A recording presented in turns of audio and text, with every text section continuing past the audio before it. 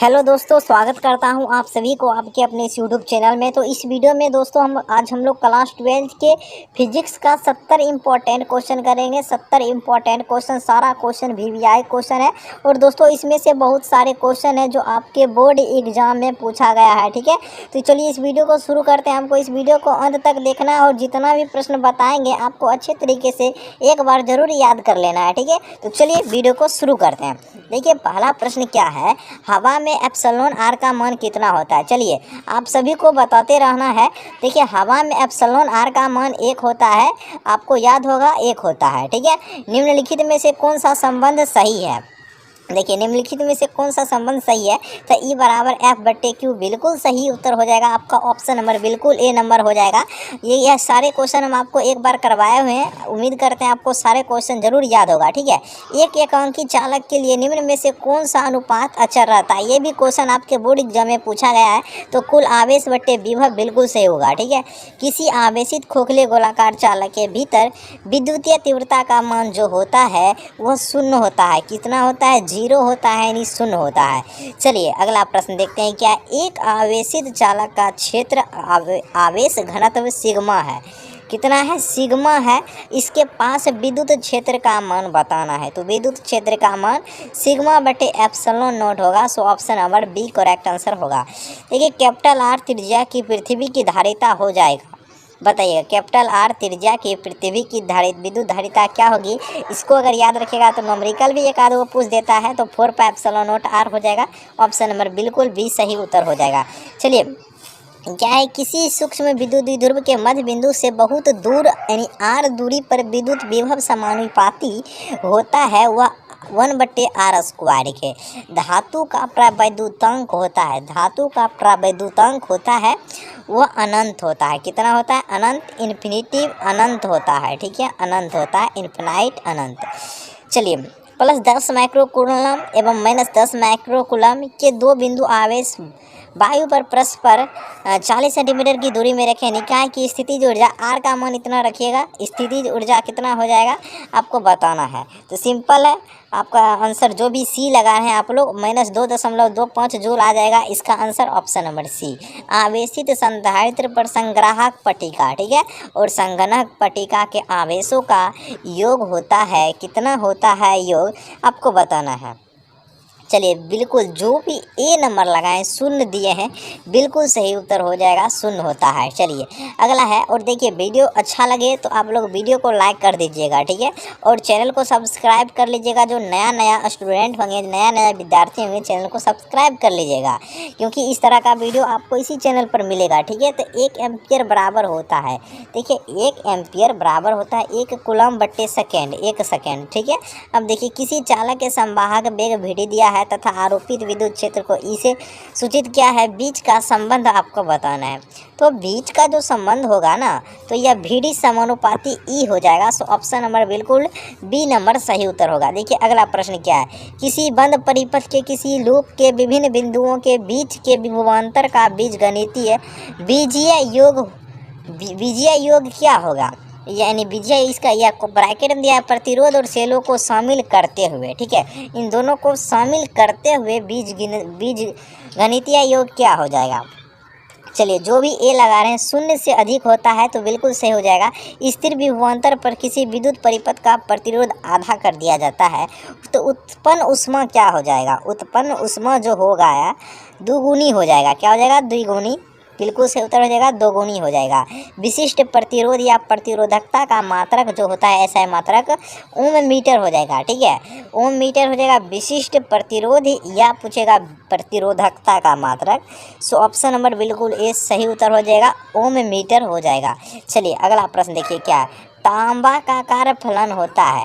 देखिए तांबा का जो कार्य फलन होता है ना, वो कुछ इलेक्ट्रॉन वोल्ट होता है। ठीक है, तो चुंबकीय क्षेत्र के फ्लक्स की SI इकाई क्या होगा।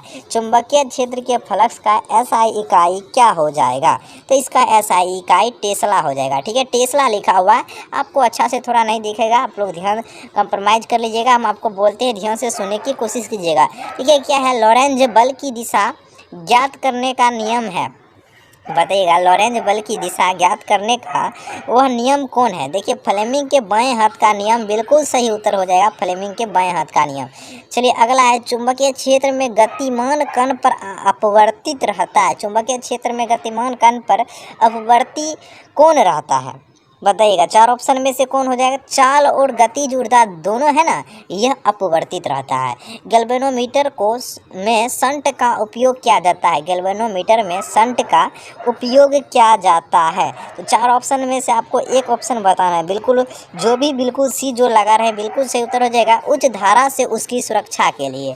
ठीक है, चलिए किसी m द्रव्यमान के भी वेग से गतिमान कण का तरंगदैर्घ्य होता है।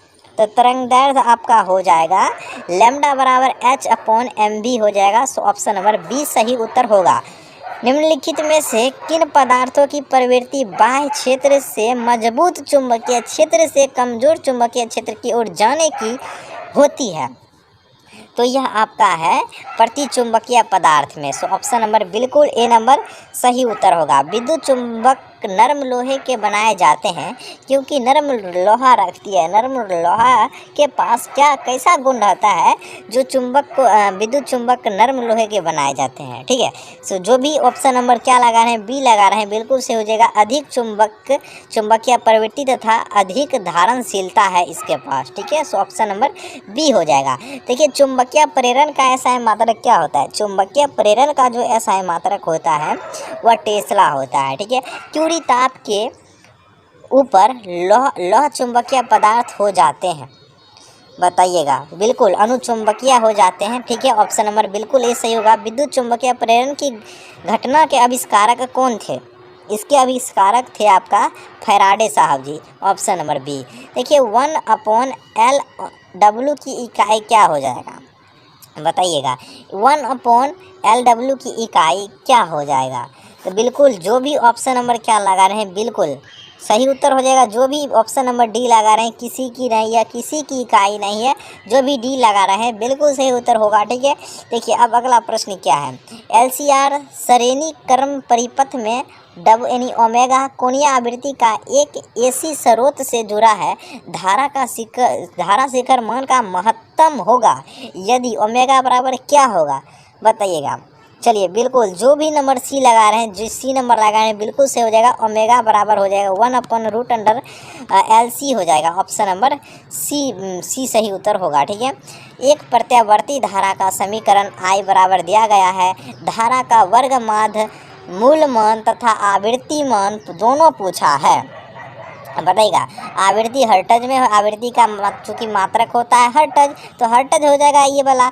तो आप इसको बताना है तो जल्दी से बताइएगा क्या हो जाएगा। चलिए जो भी 29 का क्या लगा रहे हैं बिल्कुल जो भी लगा रहे हैं बिल्कुल सही। 30√2 एम्पियर और 50 हर्ट्ज आपका सही उत्तर बनेगा। ऊंचाई ट्रांसफार्मर से प्राप्त होता है। ऊंचाई ट्रांसफार्मर से क्या प्राप्त होता है। तो देखिए उच्च विभव और निम्न धारा प्राप्त होता है। सो ऑप्शन नंबर बिल्कुल ए सही उत्तर होगा। प्रत्यावर्ती धारा के मूल मध्यवर्ग मान और उसके शिखर मान का अनुपात होता है। देखिए मूल माध्य वर्ग मान और शिखर मान का अनुपात पूछा है। चलिए बिल्कुल 1/√2 हो जाएगा। कोणीय आवृत्ति यानी ओमेगा वाले प्रत्यावर्ती धारा परिपथ में L जो जिसका नाम है प्रेरकत्व वाले प्रेरक द्वारा उत्पन्न प्रेरणिक प्रतिघात क्या हो जाएगा। ओमेगा L हो जाएगा। सो ऑप्शन नंबर बिल्कुल बी सही उत्तर होगा। चलिए अगला है, देखिए धारितीय प्रतिघात होता है। धारितीय प्रतिघात होता है तो यह 1/ωc हो जाएगा। ठीक है, समय के साथ बदलते हुए विद्युतीय क्षेत्र के कारण एक विद्युतीय धारा ε0 d∅E/dt बराबर I परिभाषित होती है। इसे क्या कहते हैं। तो दोस्तों याद रखिएगा इसे जो कहते हैं इसे विस्थापन धारा कहा जाएगा। सो ऑप्शन नंबर डी हो जाएगा। निम्न में से किस तरंग की तरंगदैर्घ्य न्यूनतम होती है। किस तरंग की तरंगदैर्घ्य है वह न्यूनतम होती है। इन 4 ऑप्शन में से आपको चूज करना है। तो सिर्फ क्या देगा गामा किरणें की। ऑप्शन नंबर बिल्कुल सी हो जाएगा। वस्तु से बड़ा आभासी प्रतिबिंब बनता है किस दर्पण में बनता है। बताइएगा जो बिल्कुल जो भी लगा रहे हैं अवतल दर्पण से, तो बिल्कुल सही उत्तर हो जाएगा अवतल दर्पण। किस कारण वायु का बुलबुला पानी के अंदर चमकता दिखाई देता है। तो बिल्कुल सही उत्तर हो जाएगा पूर्ण आंतरिक परावर्तन के कारण। ठीक है, सो ऑप्शन नंबर सी बिल्कुल सही उत्तर हो जाएगा। ठीक है, देखिए कि एक आवर्धक ग्लास जिसकी क्षमता 12 डायोप्टर है कि आवर्धक क्षमता है, बताइएगा। तो इसकी आवर्धक क्षमता आपका 4 हो जाएगा। ठीक है, दो उत्तल लेंस परस्पर संपर्क में रखें, समतुल्य लेंस है, समतुल्य लेंस क्या हो जाएगा। चलिए, जो भी ऑप्शन नंबर उत्तर लगा है बिल्कुल सही उत्तर होगा। बेलनाकार लेंस का व्यवहार किया जाता है आँख के उस दोष को दूर करने के लिए जिसे क्या कहा जाता है, जिसे एस्टिगैमेटिज्म कहा जाएगा। ऑप्शन नंबर सी बिल्कुल सही उत्तर हो जाएगा। ठीक है, चलिए, समान समायोजन के लिए संयुक्त सूक्ष्मदर्शी की आवर्धन क्षमता होती है, समान समायोजन के लिए। चलिए, बिल्कुल -भी नोट बट्टे म्यू नोट इंटू में दिया है 1 + d/F। ऑप्शन नंबर बिल्कुल जो भी बी लगा है बिल्कुल सही उत्तर होगा। और याद रखिएगा, काफ़ी ज़्यादा इम्पोर्टेंट क्वेश्चन है। पतली झिल्ली के रंगीन दिखने का कारण है, पतली झिल्ली के रंगीन दिखने का कारण है इसका व्यतिकरण। क्या है? व्यतिकरण। ठीक है, इंद्रधनुष का निर्माण जिस कारण से होता है वह है, चलिए बताइएगा। इंद्रधनुष का निर्माण जिस कारण से है होता है वह है, 4 ऑप्शन में से बताना है। बिल्कुल सिंपल है, बिल्कुल वर्ण विक्षेपण बिल्कुल सही उत्तर होगा। कोणीय वर्ण विक्षेपण बराबर क्या होता है, तो कोणीय वर्ण विक्षेपण बराबर है म्यू भी माइनस म्यू आर इंटू ए हो जाएगा। सो ऑप्शन नंबर बिल्कुल सही उत्तर होगा, काफ़ी ज़्यादा इंपॉर्टेंट है। ठीक है, एक स्वस्थ व्यक्ति के आँख के लेंस की फोकस दूरी लगभग होती है, देखिए इसमें 2 सेंटीमीटर दिया गया है, लेकिन एक्चुअल में आपका होता है 25 mm होता है। ठीक है, 25 mm। अगर आपको इसमें सेंटीमीटर में बताना है तो 2.5 सेंटीमीटर होता है, लेकिन ऑप्शन में नहीं दिया गया है, तो ऑप्शन आप लोग क्या ऑप्शन नंबर बी मारिएगा। लेकिन एक्चुअल में होता है आपका 2.5 सेंटीमीटर और mm में करिए 25 mm होता है। mm को सेंटीमीटर में बदल दिए 2.5 आपका सेंटीमीटर होता है। ऑप्शन नहीं है तो ऑप्शन नंबर बी मारिए, सभी जगह मारा हुआ है। ठीक है, प्रकाश के कणिका सिद्धांत के प्रतिपादक थे। ठीक है, कणिका सिद्धांत के प्रतिपादक आपका न्यूटन साहब थे। निम्नलिखित में से कौन सा कथन सही है, 4 ऑप्शन में से कौन सा कथन है वह सत्य कथन है। देखिए, ये लोयड मिरर एक्सपेरिमेंट में सेंट्रल ब्राइट फ्रिंज गायब होता है। ठीक है, तो यह कथन बिल्कुल सत्य है। सो ऑप्शन नंबर ए सही उत्तर होगा। देखिए, निर्वात से 6000 एंगस्ट्रॉन तरंगदैर्ध्य का 1 वर्षीय प्रकाश 1.5 अपवर्तनांक वाले एक माध्यम में प्रवेश करता है। इस माध्यम में इसका तरंगदैर्ध्य कितना हो जाएगा, कितना हो जाएगा? बिल्कुल जो भी बी लगा है 4500 एंगस्ट्रॉन बिल्कुल सही हो जाएगा। जीवाश्म की आयु पता की जाती है, जीवाश्म की आयु पता की जाती है, किसके द्वारा पता की जाती है? बिल्कुल ए सही उत्तर होगा, कार्बन डेटिंग से पता की जाती है। ठीक है, सो option number A correct answer होगा। किसी विकिरण के एक क्वांटम को जिसमें एक निश्चित ऊर्जा होती है उसे क्या कहा जाएगा? उसे हम लोग कहते हैं फोटोन। क्या कहते हैं? फोटोन। फोटोन की ऊर्जा है, इसमें आपको बताना है फोटोन की ऊर्जा एच भी हो जाएगा। Option number A. प्रकाश विद्युत सेल है, बताइएगा। प्रकाश विद्युत सेल है, यह आपका प्रकाश को विद्युत में बदल देता है। सो ऑप्शन नंबर जो बी नंबर लगा है बिल्कुल आपका सही उत्तर होगा। ठीक है, चलिए, निम्न में से किस धातु का विद्युतीय कार्यफलन न्यूनतम होता है? विद्युतीय कार्यफलन न्यूनतम आपका सोडियम का होता है। विद्युत चुंबकीय स्पेक्ट्रम के किस भाग में हाइड्रोजन की लाइमन श्रेणी पाई जाती है? सो आपका आंसर क्या हो जाएगा? प्रावैगिक में। ऑप्शन नंबर प्रावैगिक बिल्कुल सही उत्तर होगा। लैम्डा तरंगदैर्ध्य वाले फोटोन की ऊर्जा होती है, तो इसकी ऊर्जा आपका हो जाएगा, क्या हो जाएगा? hc/λ। जो भी ऑप्शन नंबर बी लगाए हैं hc/λ बिल्कुल सही उत्तर हो जाएगा। और एक बात याद रखिएगा, फोटोन पर कोई द्रव्यमान नहीं होता है, फोटोन का द्रव्यमान होता है वह शून्य होता है। तेज़ी से चलने वाली बीटा किरणें हैं, तेज़ी से चलने वाली बीटा किरणें आपका है इलेक्ट्रॉन। निम्नलिखित नाभिकों में सबसे कम अस्थायी बताएं। सबसे कम अस्थायी आपका हीलियम ही है। ठीक है, हीलियम का नाभिक बिल्कुल सही उत्तर हो जाएगा आपका। ऑप्शन नंबर बिल्कुल ए सही उत्तर होगा। ठीक है, चलिए, बिल्कुल ए नंबर हो जाएगा सही उत्तर। देखिए, अब अगला है, सूर्य अपनी विकिरण ऊर्जा प्राप्त करता है, कैसे प्राप्त करता है? चलिए बिल्कुल ऑप्शन नंबर डी बिल्कुल सही उत्तर हो जाएगा। नाभिकीय संलयन से ऑप्शन नंबर डी। नाभिकों के मिलने से नए नाभिक के बनने और ऊर्जा के मुक्त होने की घटना को क्या कहा जाता है? तो इसे नाभिकीय संलयन कहते हैं। जो ऑप्शन नंबर ए दिए हैं बिल्कुल सही उत्तर हो जाएगा। नाभिकीय अभिक्रिया में संरक्षित रहता है। नाभिकीय ऊर्जा में संरक्षित कौन रहता है? तो देखिए ये आपका है ना, जो बिल्कुल कुल आवेश, रेखीय संवेग, कोणीय संवेग, ये संरक्षित, ये तीनों रहता है। इनमें से सभी हो जाएगा। बोर का आवृत्ति शर्त क्या होता है? बोर आवृत्ति शर्त बराबर क्या होता है? इसको याद रखिएगा, फॉर्मूला काफ़ी इंपॉर्टेंट है। देखिए E1 - E2 बराबर HV बिल्कुल सही उत्तर हो जाएगा। ठीक है, यह बोर का आवृत्ति शर्त है। 15 का द्विधारी तुलनांक निकालिए, सिंपल है, आपको निकालना आता होगा। बताइए 15 का निकाल कर जल्दी बताइएगा। चलिए बिल्कुल जो भी सी लगाए हैं बिल्कुल 4 को 1 आएगा। 15 का जब निकालिएगा ना तो 4 को 1 आ जाएगा। बिल्कुल AC नंबर आपका सही उत्तर होगा। दिया गया परिपथ संकेत दर्शाता है। अब बताइए ये परिपथ जो संकेत है यह किसको दर्शाता है? चलिए बिल्कुल ये लगाएं, एक NPN ट्रांजिस्टर को। बिल्कुल सही उत्तर होगा आपका ऑप्शन नंबर ए। नीचे दिए गए परिपथ में धारा का मान बताना है।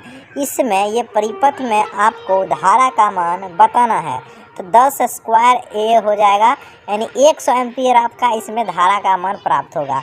दशमलव अंक पद्धतियाँ में 27। अब बताइए 27 का निकाल बताइए। 27 का कितना होगा द्विधारी अंक पद्धति में? 27 का निकाल कर जल्दी बताइए कितना आंसर आएगा। चलिए बिल्कुल सही उत्तर हो जाएगा। 27 का जब निकालिएगा ना तो 11 0 11 आएगा। 27 का जब निकालिएगा तो आपका ऑप्शन नंबर बिल्कुल ए सही उत्तर होगा। ठीक है, निकालिए। अब देखिए एंड गेट का बूलियन व्यंजक क्या होगा, जल्दी से बताइएगा। एंड गेट का बूलियन व्यंजक बिल्कुल जो सी लगाए हैं बिल्कुल सही उत्तर हो जाएगा। एंड का A.B बराबर हुआ। अगर नेन पूछेगा तो इस पर रेकरिंग चढ़ा दीजिएगा। तो बिल्कुल सी नंबर आपका सही उत्तर हो जाएगा। एंड गेट का बूलियन व्यंजक इसको और तो रट लीजिएगा, हम आपको कई बार बताए हैं किस तरह से याद रखना है। अब देखिए ये चिन्ह को आपको बताना है किस गेट को निरूपित करता है। यह जो चिन्ह है यह किस गेट को है जो निरूपित करता है? ये आपका एंड गेट आपका बिल्कुल सही उत्तर होगा, एंड गेट। अगला है एक पी प्रकार का अर्धचालक है होता है। देखिए धनावेश ऋणावेश जो क्या होता है बताना है। देखिए ये आपका जो पी प्रकार का अर्धचालक है यह धनावेशित यानी पॉजिटिव चार्ज रहता है, धनावेशित रहता है। सो option number A correct answer होगा। देखिए मॉड्यूलन है वह युक्ति है जिसमें क्या होता है? मॉड्यूलन वह युक्ति है जो जिसमें 4 ऑप्शन में से बताना है क्या होता है। चलिए एक रेडियो वाहक आवृत्ति पर जानकारी अंकित होती है, यही मॉड्यूलन है। और मॉड्यूलन कितने प्रकार के होते हैं बताइएगा। आप लोग कमेंट में बताइएगा। ये तो क्वेश्चन का जवाब बता दिए हैं, ये हो जाएगा। अब बताइएगा आप लोग जो मॉड्यूलन है ना, ये मॉड्यूलन यह कितने प्रकार के होते हैं? तो ऑप्शन दे देते हैं 1 2 3 4। इन 4 ऑप्शन में से कौन सा ऑप्शन सही होगा आप लोग कमेंट बॉक्स में बताइएगा, ABC या D। ठीक है, चलिए अब देखिए भूतरंगों में प्रेषण में प्रयुक्त आवृत्ति पारस होता है। देखिए 10 मेगाहर्ट्ज से 200 मेगाहर्ट्ज बिल्कुल सही उत्तर हो जाएगा। सो ऑप्शन नंबर बिल्कुल सही हो जाएगा।